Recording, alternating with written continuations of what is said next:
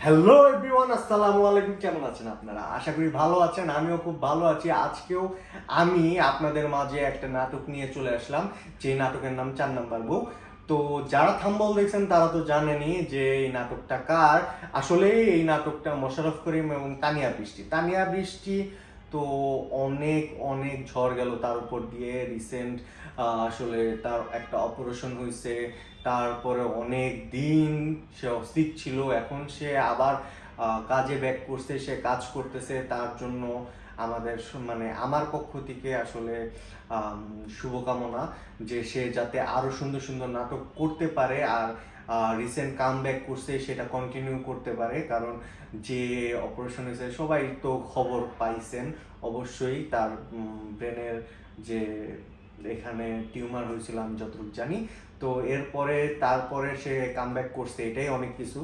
তো তানিয়া বৃষ্টি আর মোশাররফ করিমের নাটক যে সুন্দর হবে না এমন তো না, অবশ্যই সুন্দর হবে। তো এর জন্যই আজকে আমি চিন্তা করলাম মোশাররফ ভাইয়ের নাটক, তো এখানে তো অন্য কোনো নাটকের সাথে কম্পেয়ার করা যাবে না, এর জন্য একটা নাটকই বলি। তো আজকে যে নাটকটা নিয়ে আসছি সেটার নাম 4 নাম্বার বউ। 4 নাম্বার বউ যখন বলছি তার মানে অবশ্যই এখানে 4টা বিয়ের কথা তো আছেই। মানুষ একটা পায় না, দুইটা পায় না, তিনটা পায় না, মোশাররফ ভাই 4টা বউ নিয়া সংসার বাহাই। প্রথম বউ 1 বছর পরে মারা গেছে, পরের বউ 6 মাস, তারপরের বউ 3 মাস, তারপরে তো আপনারা বুঝতেই পারতেছেন। তো তানিয়া বৃষ্টির আসলে মেনলি এখানে উদ্দেশ্য ছিল 4 নাম্বার বিয়েতে রাজি হওয়ার। সে একজন ছ্যাঁকা খাওয়া প্রেমিকা। তো ছ্যাঁকা খাওয়ার পরে সে চিন্তা করছে সে আর বাঁচবে না, বাট সে তো নিজে নিজেও মরতে পারবে না। দ্যাটস ওয়াই সে এখানে রাজি হয় যে তার যখন 3টা বউ মারা গেছে সেও হয় থাকবে কিনা এর নাই গ্যারান্টি। তো এই রাশি নিয়া একজন মানুষ আসছে, সে ফিরিয়ে দিবে, সেটা তো আর এমনিই তার মরার ইচ্ছা ছিল। তো এর জন্য সে বেসিক্যালি বিয়েতে রাজি হয়, বিয়ে করে। ফ্যামিলি থেকে মাইনা না নেওয়ার পরেও সে বিয়ে করে। বিয়ে করার পরে আসার পরে একটা মোশাররফ করিম ভাইয়ের একটা পজিটিভ লুক এখানে দেখানো হয়েছে, যে সে তার বউরে দিয়ে কোনো কাজ করতে দিবে না, কোনো কিছু করতে দিবে না, বাট সে জোর জোর করে করতেছে, তাকে ফলো করানো হচ্ছে।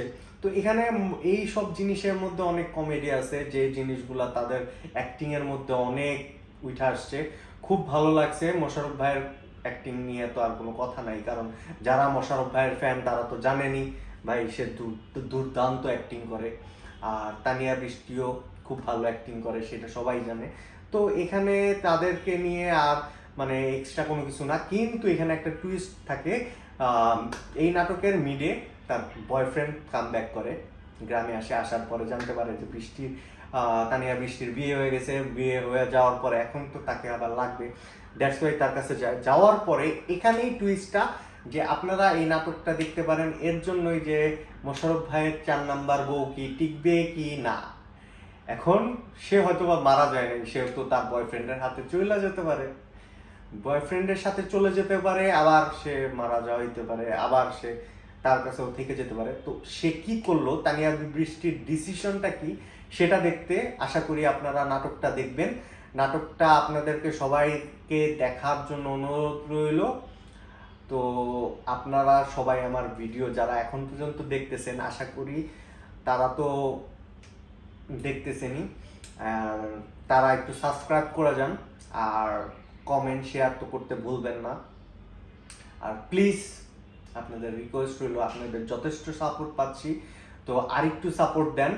পুরো ভিডিওটা দেখেন, প্রতিটা পুরো ভিডিওটা দেখেন, লাইক কমেন্ট করেন, সাবস্ক্রাইব করেন।